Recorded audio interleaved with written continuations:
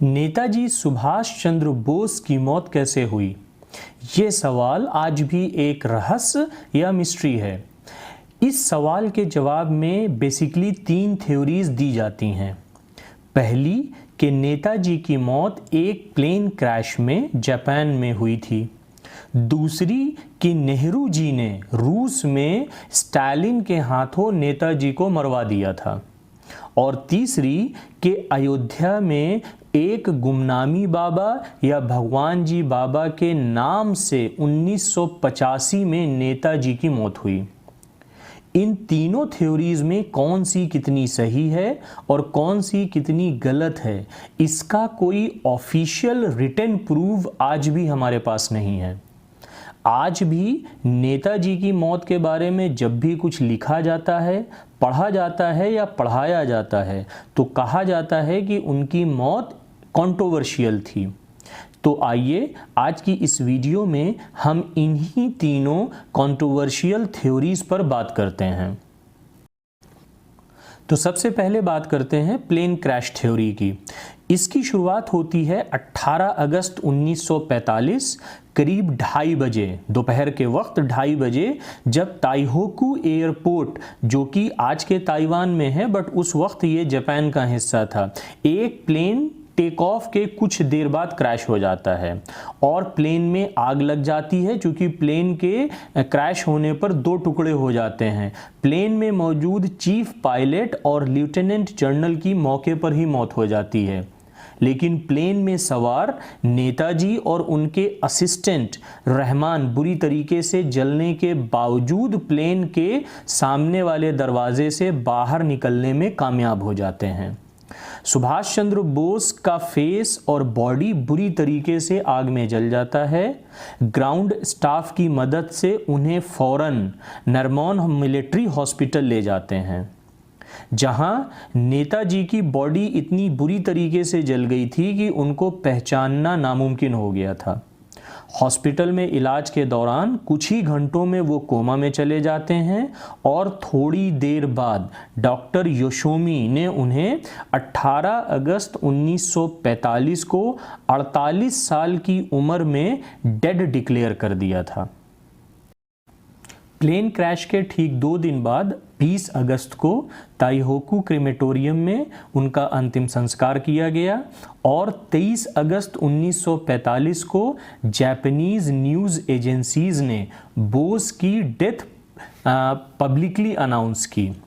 14 सितंबर को टोक्यो में सुभाष चंद्र बोस के लिए एक मेमोरियल सर्विस का आयोजन किया गया और कुछ दिनों के बाद रेनकोजी टेम्पल में उनकी एशेस को रखा गया। यहाँ पर एक थ्योरी ये दी जाती है कि जापान ने सुभाष चंद्र बोस की मौत से ठीक 3 दिन पहले यानी 15 अगस्त 1945 को वर्ल्ड वॉर 2 में ब्रिटेन के सामने सरेंडर कर दिया था और बोस ये जानते थे कि इसका इफ़ेक्ट इंडिया की आज़ादी पर पड़ सकता है। इसीलिए उन्होंने जापानीज़ ऑफिशियल्स के साथ मिलकर अपनी मौत के इस एक्सीडेंट को प्लान किया ताकि वो इस तरह डिसअपेयर हो करके, मतलब सबकी नज़रों से बच करके, अपनी आज़ाद हिंद फौज को आगे लीड कर सकें। सुभाष चंद्र बोस के इस प्लेन एक्सीडेंट के काफ़ी सालों के बाद भी लोगों को ये यकीन नहीं हुआ कि सुभाष चंद्र बोस की मौत प्लेन एक्सीडेंट में हुई। इसको लोगों ने कंट्रोवर्शियल माना, जिसके चलते 1956 में 1956 में जवाहरलाल नेहरू ने 3 लोगों की एक कमेटी बनाई जिसके हेड थे शाहनवाज खान, और इस कमेटी को सुभाष चंद्र बोस की मौत को इन्वेस्टिगेट करने का काम दिया गया ताकि वो पता लगाएं कि एग्जैक्टली उसमें फैक्ट्स क्या थे, या ये सिर्फ एक थ्योरी है, या जो कॉन्स्पिरेसी की बात अभी हमने की कि जापानीज़ ऑफिशियल्स के साथ मिल करके सुभाष चंद्र बोस ने खुद इस एक्सीडेंट को प्लान किया था। तो इन सब बातों के बारे में तहकीकात करने के लिए ये कमेटी बनाई गई जिसके हेड थे शाहनवाज खान। इस रिपोर्ट में लास्टली जब इन्वेस्टिगेशन कंप्लीट हो गई तो इस रिपोर्ट में कमेटी ने कंक्लूड किया कि सुभाष चंद्र बोस की डेथ प्लेन क्रैश में ही हुई थी, लेकिन सुभाष चंद्र बोस के भाई सुरेश चंद्र बोस ने इस रिपोर्ट में साइन करने से मना कर दिया था। यह कहकर मना किया कि जवाहरलाल नेहरू ने इस कमेटी को इन्वेस्टिगेशन को इन्फ्लुएंस किया है, लाइक कि जवाहरलाल नेहरू ने इस कमेटी में जो भी इन्वेस्टिगेशन चल रही थी उसको इन्फ्लुएंस किया है और कमेटी को फोर्स किया कि वो अपनी रिपोर्ट में लिखें कि सुभाष चंद्र बोस की डेथ प्लेन क्रैश में हुई थी। इस बीच एक थ्योरी ये भी दी गई कि नेहरू जी ने रूस में स्टालिन के हाथों नेताजी को मरवा दिया था। इसके बाद 1970 में फिर से खोसला कमेटी बनाई गई to check Netaji's death controversy, but इस कमेटी ने भी शहनवाज खान की रिपोर्ट को ही सही मानते हुए डिक्लेयर किया कि नेताजी की मौत प्लेन क्रैश में ही हुई थी। लाइक ये जितने भी इन्वेस्टिगेशन और कमेटी बनी, इन्होंने अपनी रिपोर्ट में इनिशियली, लाइक ये दोनों रिपोर्ट जो बनी 1956 में और 1970 में, तो उन दोनों रिपोर्ट्स में जो कमेटी ने अपनी रिपोर्ट दी या इन्वेस्टिगेशन करके ये बताया कि नेताजी की मौत जो है वो जापान के उस प्लेन क्रैश में ही हुई थी। ओके, इन दोनों इन्वेस्टिगेशन में जो कि 1956 और 1970 में हुई थी, इनकी जो कमेटी की रिपोर्ट थी इसको कुछ लोगों ने एक्सेप्ट किया और कुछ लोगों ने इसको सिरे से नकार दिया। लाइक कुछ लोगों का ये मानना था कि नेताजी की मौत जो है वो प्लेन क्रैश में हुई थी और कुछ लोगों का ये मानना रहा कि नेताजी की मौत जो है वो प्लेन क्रैश में नहीं हुई थी, जिसके चलते एक नई थ्योरी बाद में सामने आई कि कुछ लोगों का जिन्होंने ये नहीं माना कि नेताजी की मौत जो है वो प्लेन क्रैश में हुई थी, उनका ये मानना था कि आज़ादी के बाद सुभाष चंद्र बोस वापस इंडिया आए और यहीं से जो एक और थ्योरी निकल करके आती है कि उनकी मौत कैसे हुई, उसके बारे में जो है वो लोग बात करने लगे कि वो वापस इंडिया आए आज़ादी के बाद 1947 में और अपना नाम बदलकर उन्होंने गुमनामी बाबा या भगवान जी बाबा रखा, जो कि अयोध्या में एक साधु जो मॉन्क होते हैं उनकी ज़िंदगी गुजार रहे थे। गुमनामी बाबा की मौत के बाद जब उनके सामान की तलाशी हुई तो उनके पास बहुत सारी बुक्स, पोस्ट कार्ड्स और फैमिली फोटोग्राफ्स मिले।